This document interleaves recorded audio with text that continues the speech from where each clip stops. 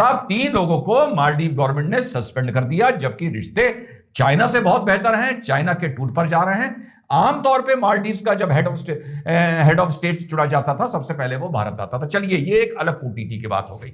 लेकिन एक सवाल उठता है, बिल्किस को जोड़ते हुए, कश्मीर को जोड़ते हुए और लक्षद्वीप को जोड़ते हुए। लक्षद्वीप की मुस्लिम आबादी 96% मुस्लिम, and I have been to Lakshadweep and about 6 years back. बेहद खूबसूरत व्हाइट सैंड, ऐसे मानो किसी ने पाउडर डाल रखा हो, इतना व्हाइट, इतना क्लीन, टर्कोइज वाटर, ठीक।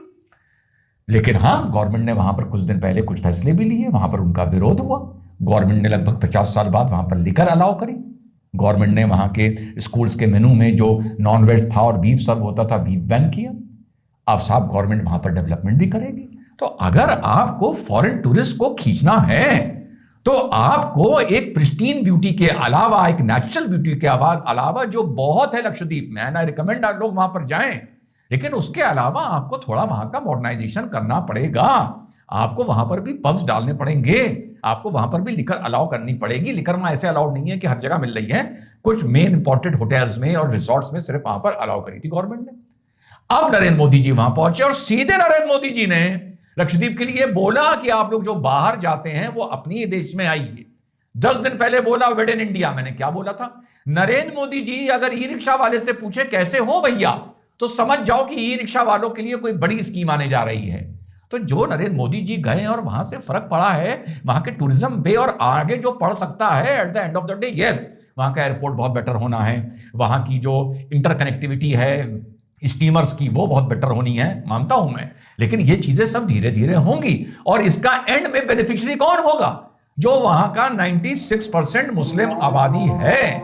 लेकिन जब यही गवर्नमेंट कहती है कि नॉन वेजिटेरियन शॉप सड़क से हटा लो, या ये कहती है कि खुला मांस आप नहीं बेच सकते, उसको ढक के काले शीशे लगा के बेचिए, तो आप लोग कहते हैं ये मुसलमान के पेट पे लात मार रहे हैं। मुसलमान के पेट में लात मार रहे हैं तो आज ये भी तो कहिए कि मुसलमान की जेब भरने की बात कर रहे हैं। ये आप नहीं कहेंगे, ये कहेंगे ये तो हमारा हक है। या जब पेट भर जाएगा और जेब भर जाएगी तो आप कहेंगे तो अल्लाह ताला ने दिया है। अरे देने वाला वो है तो जरिया भी तो कोई बनता है।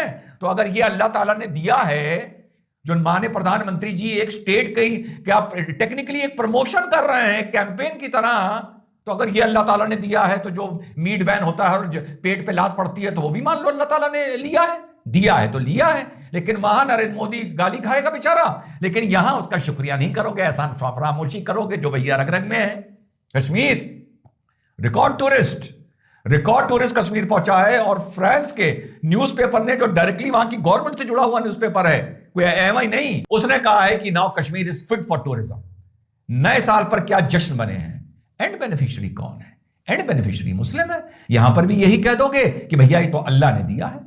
अरे अल्लाह ने दिया है तो फिर अल्लाह ने लिया भी है, या दोनों का जरिया नरेंद्र मोदी जी बन रहे हैं। 2 स्टेट, जब से नरेंद्र मोदी जी ने अपनी कमान संभाली है, 2 स्टेट का टूरिज्म प्रमोट किया गया है।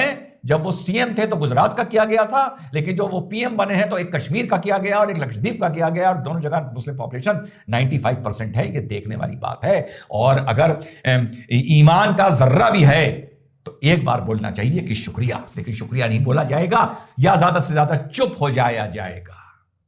और इस माहौल में वो आसाम का गटर छाप, वो जाहिल, अफसोस होता है, मौलाना भी जाहिल, बैरिस्टर भी जाहिल, वकील भी जाहिल, पढ़े लिखे लोग भी जाहिल, बड़ा अफसोस होता है। वो क्या कह रहा है कि साहब ट्रेनों में ना चलिए, ये ना करिए, आपकी जान माल को खतरा है।